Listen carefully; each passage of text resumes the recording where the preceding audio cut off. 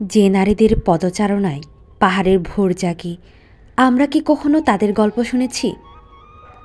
আজ আপনাদের সকলকে শোনাব পার্বত্য চট্টগ্রামের সংগ্রামী সে নারীদের গল্প, যারা সূর্য ওঠার আগেই পথে বের হয়, হাতে দা, পিঠে হাল্লুম, পেঁচানো ওড়নায় বুকে বাচ্চা আর চোখে অবিশ্বাস্য দৃঢ়তা নিয়ে।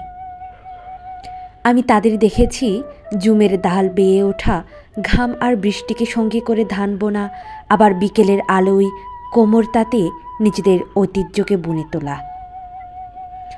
অন্ধকার না কাটা ভরে বাজারে সবজি নিয়ে দাঁড়ানো সেই মায়েদের চোখে আমি এক শক্তিশালী জাতিকে দেখেছি, যারা শুধু পরিবার নয়, একটি সংস্কৃতি ও ইতিহাস বহন করে চলেছে।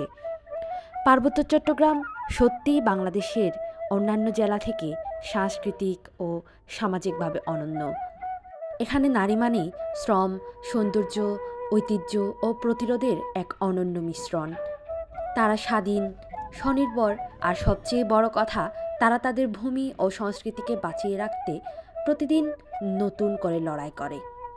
আজ সেই যুম্ম মা বোনদের সামনে আমি মাথা নত করে সম্মান জানাই, কারণ তাদের হাতেই পাহাড় টিকে থাকে, তাদের শ্বাসে পাহাড় বেঁচে থাকে।